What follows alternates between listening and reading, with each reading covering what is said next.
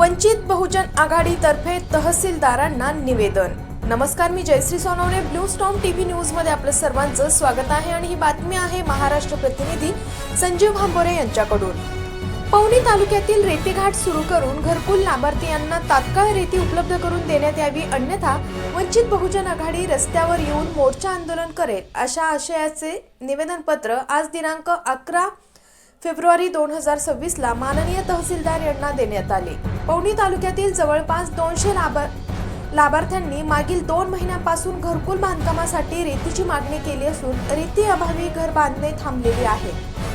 रेतोघाट बंद असून सुरू करण्यात यावी अशी मागणी आहे, परंतु तहसील कार्यालयामार्फत अनेक लाभार्थी यांना रेती उपलब्ध करून दिली जात नसून तहसील कार्यालयाकडून टाळाटाळीचे उत्तरे दिले जात आहे। यामुळे घरकुल लाभार्थी यांना बाहेरून रेती विकत घ्यावी लागत आहे। त्यामुळे लाभार्थी यांना जास्तीचे अधिकचे पैसे रेती माफिया यांना द्यावे लागत आहे। तहसील कार्यालयामार्फत रेतीघाट कमी दिवसासाठी सुरू करण्यात आले होते। 15 दिवसापासून रेतीघाट बंद असून लाभार्थी घरकुल बांधकाम कसे करणार असा प्रश्न तालुक्यात लाभार्थ्यांना निर्माण झाला आहे। तसेच वल्ली रेतीघाटावरती पाणी असून रेती उपसा करता येत नाही। यामुळे रुयाळ सिंधपुरी घाटावरून रेती उपलब्ध करून देण्यात यावे।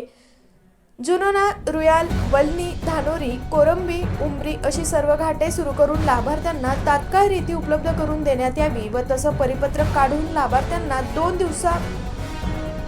दिवसात रेती उपलब्ध करून न दिल्यास वंचित बहुजन आघाडी रस्त्यावर येऊन मोर्चा आंदोलन करेल, याची सर्वस्वी जबाबदारी आपली राहील, असे निवेदन तहसीलदार साळवेसाहेब व जिल्हाधिकारी भंडारा यांना वंचित बहुजन आघाडीचे जिल्हा उपाध्यक्ष व माजी सभापती डॉक्टर सुनील जीवनतारे यांच्या नेतृत्वात व